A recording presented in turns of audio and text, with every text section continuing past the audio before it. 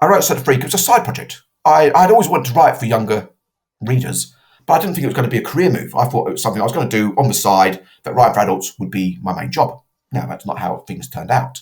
So when I wrote the first draft of Cirque Du Freak, I wasn't sure where I was going to go with it in terms of taking it to market and, was this something I could actually make a living from? I thought it was good. I liked the first draft, but it was new territory for me, so I wasn't sure. I sent it to my agent. He loved it. He said, "This is really good. I think, you're onto something here." He sent it to 20 publishers in the UK to try and get a bidding war going so that we could get a nice big offer, and I'd be off and running. And all 20 turned it down. Nobody wanted to touch Cirque Du Freak with a barge pole. Now, my agent, being a really good agent, he set up a few meetings with 3 different publishers, with the editors at those publishing houses, to talk to them. What didn't they like about it? Why were they rejecting this novel? Because he thought it was great, and he couldn't understand why nobody wanted to touch it. And ahead of one of those meetings, one of the editors, a lady called Domenica De Rosa, read through the book a second time, just to refresh herself with the story before we came and met with her. And when she read it a second time, something clicked, and she said, "Actually, there's something here." And she made a few suggestions for changes I might make, and I went off and I wrote a second draft, edited it, tightened up a bit in the editing process, and when we went back to her that, she took it on.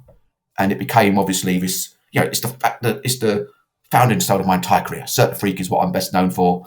It's almost 25 years since it came out. January 2000 was when it was first published in the UK. It sold millions of copies around the world. It's the entry point for the vast, vast majority of my fans.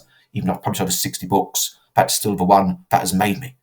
It's the reason the name of Darren Shan, if it's known, is known at all. But it very nearly was never published. Darren Shan very nearly never existed. My adult books at the time I released under my real name, Darren O'Shaughnessy.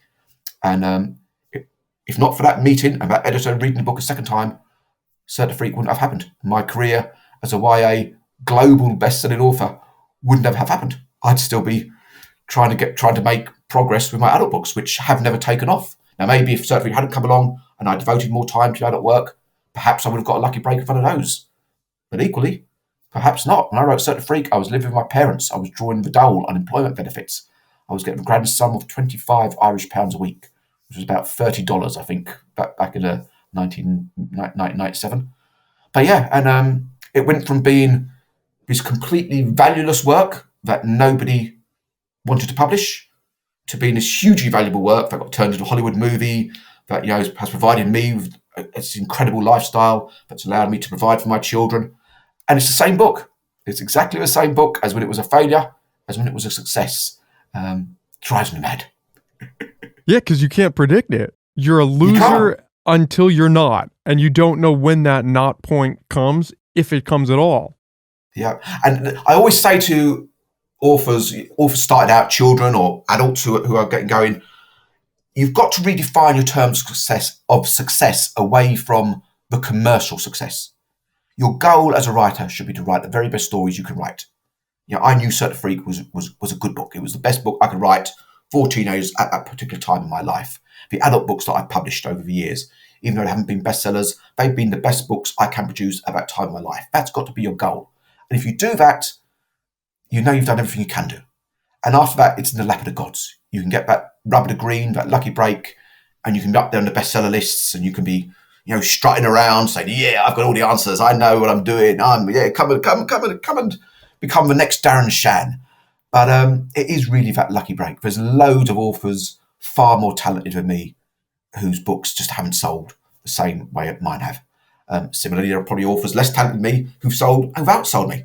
When it comes to commercial success, it's not something you can control. And it's something that happens for reasons that no one fully understands. William Goldman, the scriptwriter, came up with a famous line in Hollywood: "No one knows anything." He said, a hit film can come from anywhere. You get all these executives who tell you they know what the market wants and how to create a successful film. You never really know. You never know what's going to be a Godfather and a real turkey. It just comes along, and things just happen, magic happens, and the hits come out of nowhere. And the publishing industry isn't maybe quite that hit and miss, but it's a lot more hit and miss than the people in the publishing industry would like to admit. No one saw Harry Potter coming. No one saw Twilight coming. No one saw 50 Shades of Grey coming. You've just got to believe in yourself, do the best job you can do, mean, keep your fingers crossed that people out there will actually buy it, and that people out there will publish it first to get it, to give people the option of buying it. Because that's the thing, it's getting your work seen by the buying public.